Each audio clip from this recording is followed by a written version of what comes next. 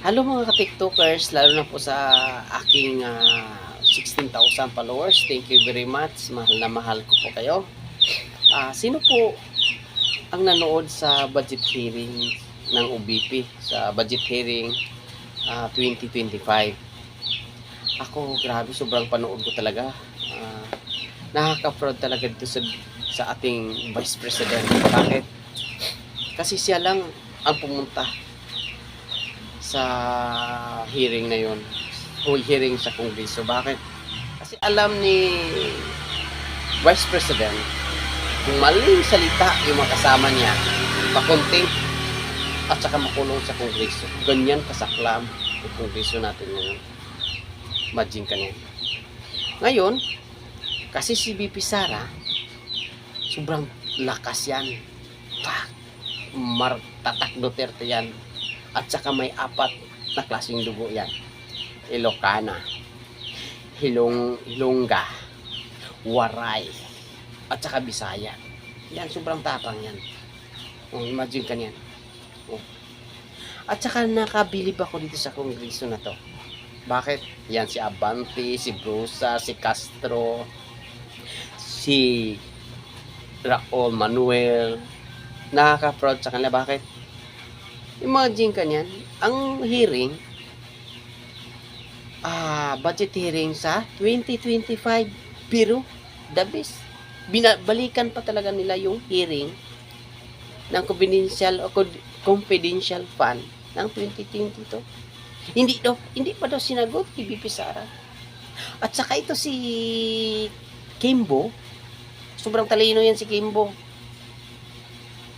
Tapos, hindi niya patapusin si BP Sara kung magsalita. Ibalik niya doon sa kay Brusas ang salita. Tapos sabi ng mga congressman, hindi daw sinagot ni BP Sara. Sinagot nga sila eh. Anong sabi ni BP Sara? Yung mga case na yan, sa budget 2022, nasa court na. Sinagot na. Doon kayo hihingi ng sa court. Hindi sa akin. Kasi dito sa akin, sa hearing na to, ay budget hearing sa 2025. Sobrang talino talaga itong mga taong to. Talo pa sila sa grade 1 section buongon eh. Talo talaga, talo. Imagine ka niyan. Si Kimbo, sobrang talino yan. Imagine ka niyan.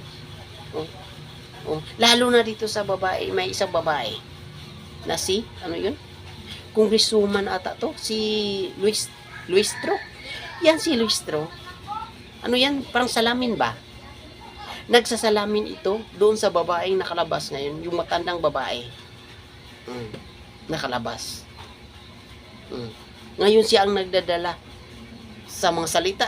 Dati nung congresswoman na yon, anong senador na yon, senadora pala, siya ang nagdala ngayon sa Kongreso. Hindi pa naka-prepared yan. Pero lahat nandoon. Binasa niya. Kasi naka-script. Naka-script. Dito mo malalaman, mga congressman, mga congresswoman, ganito ang gumagalaw sa utak. Dito ko nalaman, gaano katalino yung tao. Wala nang katalino. Wala na. Di na magamit yung katalinoano pag ganyan ang gumagalaw. Imagine ka niya. Dinidiin nila si BP Sara. Hindi na sumasagot. Imagine ka niyan. Sinagot na nga sila eh. Pero hindi daw sila sinagot. Sinagot na sila. Nasa court na yung case. Hindi daw sinagot. Nandito eh. Accusing daw. In-accuse ba yung mga kasama niya? Hindi. Hindi siya in-accuse. Kasi sinabihan siya ni BP Sara na nandito pa nakaupo yung mga convicted na kongreso tulad ni Puset. Puset Castro. Nandito nakaupo. Diba? Tapos hindi siya pasalitain, putulin. Ibalik doon sa mga kaliwang grupo. Diba dyan? Yan, doon na naasar si BP Sara. Maganda lang to si BP Sara. Sobrang tapang. Ganyan ang tatak Duterte. Diba? Walang nagawa yung mga congressman. nalalaman talaga kung gaano sila katalino, kung gaano katanga. At saka nalalaman natin, mga taong bayan, kung gaano sila kamukhang pira. Sinabihan pa niya. Sinabihan si BP Sara yung convenience ng tao ng pira ng taong bayan. Alam namin yan, pira. Bakit kayo? Abante. Congresswoman Luis Tro. Congresswoman Castro. Si Brusas. Yan si Manuel. Bakit yung pira? Yung ginamit ni Ferdinand Marcos ng sona niya 20 million. Di ba taong bayan yun? May react ba kayo? May reaction ba kayo? Wala. Wala kayong reaksyon. Di ba? Sa flood control, 5,500 ni BPM sa project niya. May ano ba kayo? May reaction ba kayo? Pira din namin yun sa tax. Di ba? May reaction, wala kayong reaction eh. Di ba? Yan sa budget hearing sa 2025 ni UBP. Ano sabi? Gamitin niya sa libreng sakay. Bus libreng sakay. Di ba?